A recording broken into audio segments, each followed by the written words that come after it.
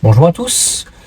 On va parler aujourd'hui donc de Tesla et des réceptions, essentiellement moi de celles que je connais de Morpa et de Valenton. Il y avait beaucoup de personnes donc qui avaient posté donc la réception du modèle 3 Hylon. Ils étaient vraiment très contents là-dessus. Donc on va faire un point comment ça se passe. C'est assez mitigé, des solutions qu'on peut apporter. Et puis c'est parti.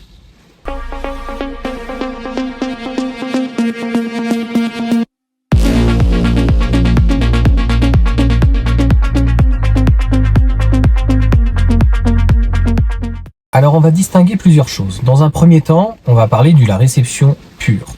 Moi je trouve ça toujours aussi déroutant qu'on réceptionne, c'est les seuls à faire ça, une voiture dehors.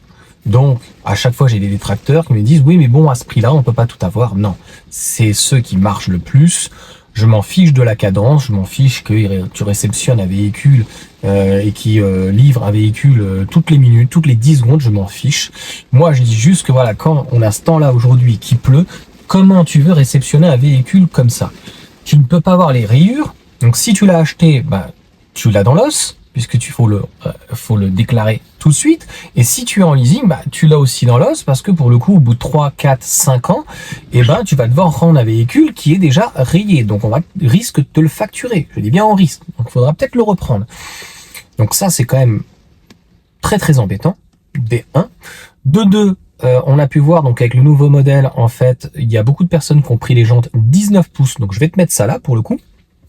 Et il y avait donc les ailettes qui n'étaient pas installées en plastique. C'est ce que je disais en tapotant quand j'ai fait la présentation. Donc je te mettrai aussi la présentation. Donc c'était la grande autonomie, elle était full là-dessus. Et en gros, je te jure, c'est ce qui est marqué donc dans le commentaire de la personne.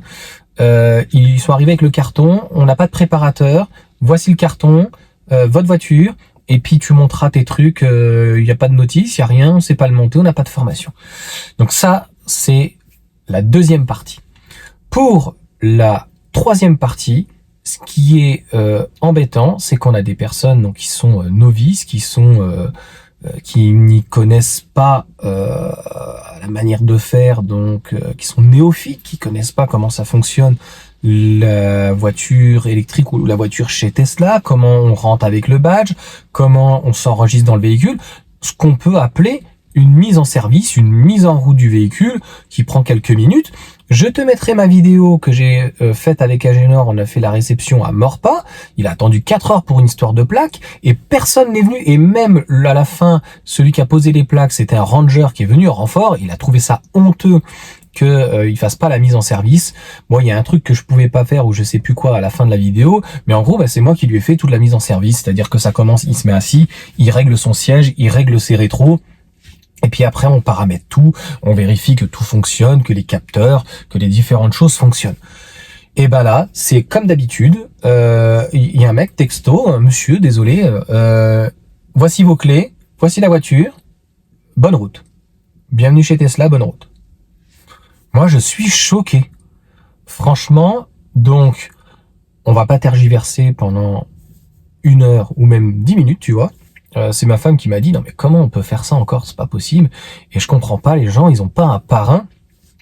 Donc un parrain, ça veut dire c'est quelqu'un qui a déjà une Tesla, c'est quelqu'un qui sait l'utiliser et qui peut lui faire un minimum, lui mettre en place, parce que comme Tesla est défaillant, clairement ne fait pas son boulot de mise en service ou quoi que ce soit, puisse au moins donc faire le tour de la voiture, savoir qu'est-ce qu'il faut vérifier, et le coffre, et le siège, les sièges électriques, et vérifier si les sièges chauffants fonctionnent, etc., etc. Et je tiens à dire donc le parrainage, ce n'est pas que en fait avoir aujourd'hui c'est 250 € uniquement d'après ce que j'ai vu sur le modèle Y, puis il y a le S, le X, mais ils s'en vendent quand même très peu, et pour le parrain donc 7500 points.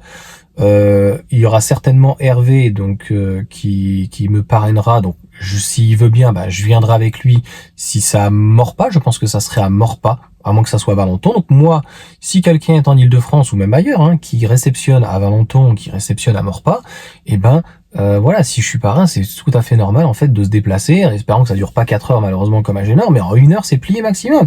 On fait tous les papiers, tout est déjà fait, on réceptionne la voiture, on fait le tour, on vérifie tout, que tout est bien là, on vérifie les câbles, et puis en voiture Simone, on met la voiture en place, mais ça devrait être le rôle en fait du parrain et qui a déjà en fait un véhicule Tesla. Voilà. Tu me diras ce que t'en penses. Et encore une fois, donc je reste ouvert et je devais avoir Cyril, donc un ami donc qui est taxi. Malheureusement, il a eu un problème de financement, les taux ont explosé. On lui demandait un apport de fou, donc il va revenir là-dessus.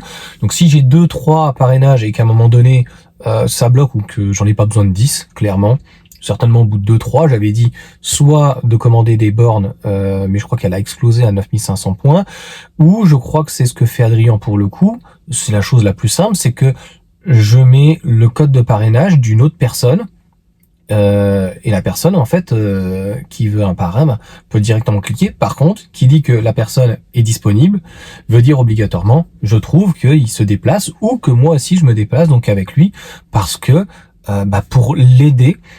J'étais ce matin donc avec Ibrahim et hier ça a été pareil. Voilà donc et j'ai vu de tout. Donc lui avec 17% de batterie, il y en a qui ont 14, 20, d'autres 80. Donc franchement, ça fait un peu léger. Je suis désolé, je regarde, il y a beaucoup de vent et on attend l'installation du portail-portillon qui est juste là. Je suis inquiet. Bon, j'espère en tout cas avoir été compréhensif par rapport à ça. Il y a vraiment des améliorations à faire. Et si Tesla en fait est pas capable de faire la préparation et juste de donner des clés et puis débrouillez-vous et nous on n'a pas les formations et on vous met pas les enjoliveurs ou on vous rajoute pas les plastiques, c'est arrivé 2 fois donc que je te les mettrai tout ça là-dessus. Je trouve ça vraiment scandaleux. Dis-moi ce que t'en penses. Est-ce que tu trouves ça normal ou est-ce qu'à un moment donné il faudrait quand même que ils embauchent quoi, parce que clairement c'est quand même pas très très sérieux tout ça. Sur ce, je vous souhaite un bon week-end et puis à la prochaine.